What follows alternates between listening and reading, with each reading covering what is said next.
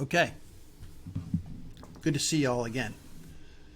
You know, I did a video. I don't know, I think I did about 40 videos, and I haven't had anybody watch hardly any of them. I think there might be, the most I have is maybe 25 views on a couple of them. A lot less than I thought I would get. But one of my more viewed videos was a short that I did about what does it mean when you buy something subject to. So I thought I'd put out a little bit longer than a minute video on what it really means to buy something subject to.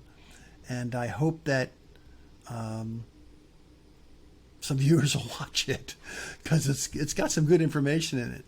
But in any event, I call it How to Purchase and Control Property for Literally Pennies on the Dollar. And it's the truth. If you know how to use it, it's one of the greatest bargains in real estate, is learning how to buy something subject to. Now, you can't buy every property you see subject to. I guess you could call, if you're buying a property that has an FHA mortgage on it that you're going to try to assume, I guess that's subject to, because you're buying it subject to the existing mortgage. But of course, most modern mortgage documents won't let just anybody assume the mortgage. So you may be facing some legal consequences on that. But this is a safe way. This is a way to buy something literally. And I think in my example, I think you're paying 4 cents or 4% on the dollar for something that's worth $100,000. So let's go ahead and go to the next slide. So I'm going to read from a text I have prepared, and then I'll comment. Buying subject to is a term to describe when an asset is purchased with other outstanding items still being owed. A condo lien foreclosure is a perfect example of an investor buying subject to, because when you buy a condo lien foreclosure, if the owner, as I'm going to show you in this example, purchased the unit and got a mortgage, the lien foreclosure is, number one, going to get to sale a lot faster, and there's a better chance that you're going to get to foreclosure sale with an association.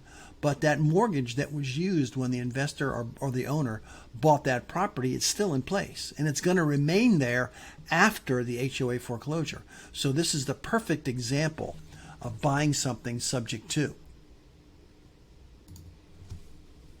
Okay, again, because I'm old, I made some notes, and I'm going to read from the notes, and then I'm going to comment. But let's start with the slide. HOA, some of the more modern, considering that I was born in 1958, we didn't have anything like an HOA back in the day. They were just coming into their own, probably into 2000s. There was HOAs coming in, and those are there. I mean, I guess they can be good, but they're a fee that you pay for living in your house, just to have the outside yard and the common areas maintained. So it makes sense. We didn't have common areas back in the day prior to 2000. I guess they didn't have medians and things, and if they did, someone cut them, probably the county. But HOA, they can be a pain in the butt. And I'll tell you a quick story about Norma Jodeci. I went to see her because I had somebody tell me she was going to lose her house to a foreclosure sale that was initiated by an HOA because of the color of her mailbox. Her mailbox was the wrong color, so they foreclosed. And fortunately, I was able to help her out. That's another story for another day. But HOAs can be, I mean, it's like somebody that wanted to be a police officer that just didn't have the guts or the education to become one. So HOAs are a pain in the butt, but they are there. And you can buy their liens at the sale. Same with condos. Condo association, when you buy a condo, it's mandatory that your fees paid either quarterly or monthly. Each are paid separately and directly to the association. And if you're delinquent in your fees, a foreclosure suit will be filed. So I'm going to read from the text now, and then I'll comment on it. When a person owns a condo, or there is a homeowners association in their community, as a part of their purchase, the owner agrees to pay certain additional fees, usually for common area maintenance. Some HOA fees are voluntary, while condo dues and fees are usually mandatory and are tied to the filing of the Declaration of Condominium, which is a document that's created before the building is even constructed. The recording of this document gives the condo the right and establishes the required title priority to file lawsuits for uncollected condo dues and fees. So you'll see in a condo lien foreclosure, they'll be referring back to the original recording date of the declaration of condominium. That's where they're referring their priority begins at that date. The additional fees are separate and apart from the debt service on the unit. The fees are generally charged either monthly or quarterly and are paid directly to the association. So this is an additional fee on top of what your debt service is going to cost you. So you make your mortgage payment to one place, and then you'll make your assessment or your condo dues payment to another. When these fees are not paid, the condo has the right to foreclose in an effort to collect the money that's due. Some condos have a very low threshold for foreclosure, while others will sometimes wait to file. So my suggestion, if you live in a condo and you're going to run a little bit tardy on your association fees, go speak to the officers. Make them understand that you have a circumstance that right now you just cannot correct, but you will have it correct soon. Make a promise to pay and stick to that promise, and they won't foreclose you out. So just as with most things in business, the decision is driven by money and the condo's need to acquire it. But this is a story for another day. So right now, let's go back to the lien foreclosure. Once the decision to foreclose has been affirmed, the amount owed quickly increases. I've seen lien foreclosures that begin with delinquencies for as low as $155. That when it finally makes it to final judgment, it's well over $5,200. So the fees and attorney's fees and costs, court costs, they all add up.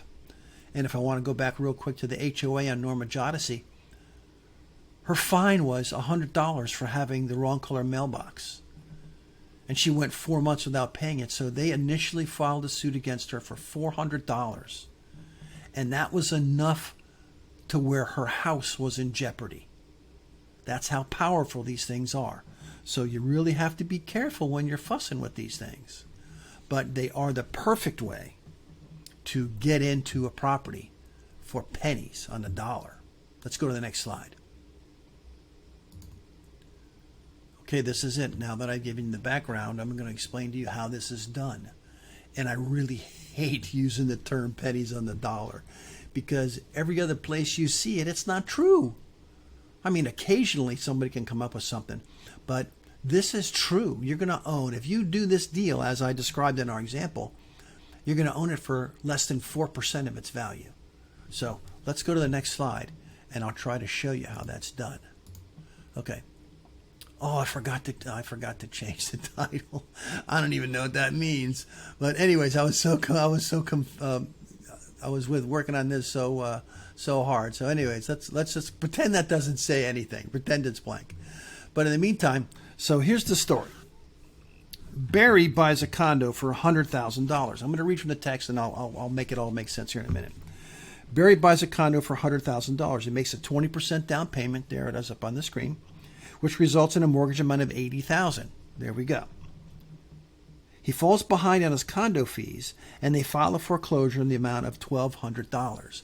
So as you can see, here's his 20% down, $80,000 mortgage. That equals the purchase price. All makes sense, right? We've got $1,200 owed to the condo.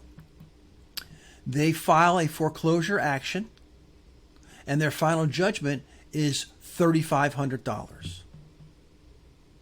So what happens is it goes to a sale, goes to a foreclosure sale, and an investor buys it subject to the first mortgage. So they buy the lien foreclosure subject to the first mortgage because the lien foreclosure does not have the priority to foreclose out the mortgage. That's why it happens. But here's the result. The condo lien, now the amount of the judgment is $3,600 or $3,500. An investor ponies up $3,600 at the sale, which is $100 more than the plaintiff or the condo association required. Their judgment was $35,000, somebody paid 36. So now the investor bought this property for $3,600, and they bought it subject to the $80,000 first mortgage. You follow? You understand now? So essentially, this investor that paid $3,600, they owe on this unit $83,600. Now, I hope everybody's clear on where I came up with that number. I'm going to do it once again quick. The final judgment was $3,500. The investor paid $3,600, and they purchased the unit subject to the existing $80,000 first mortgage that Barry used to buy the condo whenever he bought it. So now they owe $83,600 on this condo. So the investor that purchased the property, that let's say it hasn't gone up in value at all, which is unusual in and of itself, but let's say it's still only worth $100,000. This investor has bought this property for 3.6% of the value. Not bad, right? So they're in this thing for $3,600, but it's worth $100. Their equity is substantially less than that because of the $80,000, but they're controlling a $100,000 piece of property for $3,600.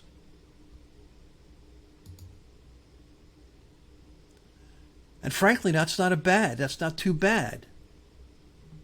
You're setting yourself up for some success. But again, I'm going to read from the text and I'm going to comment. In my opinion, there's not enough equity in this deal to resell it and make even a small profit. The best exit strategy for instances such as this is one that was perfected by my friend Jason in Broward County. And there's Jason up there. Now let me tell you what Jason did. Jason, when I first met him, was a brand new investor. He started out with very little cash.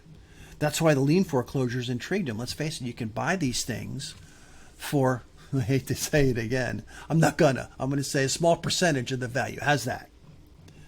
So that's why lien foreclosures intrigued him. After a few short months and a few bruises, Jason became an expert at selecting the right properties for his newest business model. And what his business model was, now listen carefully. He would buy these condo liens. Let's use this as an example, $3,600. He's not worried about the equity. He's looking to pay off that $3,600 as quickly as possible. So if it's a condo that's worth $100,000, back in the day, our rule of thumb was that you can rent something out for 1% of its value. So Jason could rent this thing out for $1,000. So he paid $1,000. He rented the unit for $1,000 and he wanted to get it rented quickly. So if you can rent it for $1,000, he wanted to get it rented quickly. He'll rent it for $800. So he's going to rent it for $800. Out of that, he's going to take, let's just round up $300 for condo fees. So he nets $500. So in 7.5 months, he has all his $3,600 back. And after he gets that back, all the rest of the money is profit. So one of the things you have to do with regard to using Jason's business model is that you have to select the properties wisely. If, for example, in my example with Barry, if there was no mortgage foreclosure filed in Florida, what that means is that Jason would be able to rent that unit out for well over a year, probably into a year and a half. Now, if you only paid $3,600 and at $800 is what it costs him, he's going to be playing with house money on month 8. And he's still got 7 more months to go. He's going to bank a big profit on that thing. So one of the things when you're buying subject to is you have to be certain what the mortgage foreclosure status is. So I hope you understand that, because it's an interesting concept. It's not for everybody, but it can work for almost anybody that applies it. Okay, here's the summary of what we just talked about. And I'm going to read it from the text and I'm going to comment. An investor buying a property at a lien foreclosure is most likely purchasing subject to an existing mortgage. Before investing in lien foreclosures, an investor must first investigate the status of the mortgage to determine if the situation fits into their business model. Once you can master the dynamics of condo lien foreclosures, it seems a perfect way for investors to acquire properties that might fit well into a business model that includes short-term rentals. I mean, I don't even know the name of all these short-term rental companies, but if you think about it, you can control $1 million condo and they're on the beach and they go all the time. Imagine controlling a condo that's at the penthouse of Williams Island that overlooks Biscayne Bay in Miami. And you're going to rent those things out with, I don't even know the name of those things, but to rent them out short term. You can really make some bread. So someone that does short-term rentals, man, I hope you take a hard look at this. So let me just go ahead and summarize it again. Buying subject to any existing mortgage or liens. We know that that's there because the lien foreclosure does not have the priority to foreclose out mortgages. And what's interesting is that there'll be some condos that come along and they do not allow mortgage foreclosures to have priority over their condo liens. And you'll find those that they don't go up in value. The reason they don't go up in value is because people can't get mortgages to buy them. You have to pay cash. So those are no good for investors because they never go up in value. But so, like I said, most of the condo liens you're going to buy subject to the existing mortgage. An HOA lien foreclosure, they're perfect for certain business models. Determining the mortgage status and the foreclosure timeline in your state is crucial. For example, if you're in a non-judicial foreclosure state, your foreclosures are going to bum rush right through 6 weeks and you're done. In Florida, 6 weeks, you're barely going to have the summons issued and even get one person served yet. So it all depends on the state you're in, whether it's judicial or non-judicial. And again, lastly, I'm just going to reinforce this. This is an excellent business strategy for investors in the short-term rental business. And one of these days, I'm going to do one of these videos, and I'm going to remember the name of what those things are called. But in the meantime, take a look at lien foreclosures because you can make a bucket of money, especially if you're going to rent them out short-term at a higher rate. In any event, thanks for attending. I hope you learned something. This is Alfred Einstein for Pockets of Specialized Knowledge. I'm wishing you a great week. And I'm sorry, no purple jacket. It's just too hot to wear. See you next time.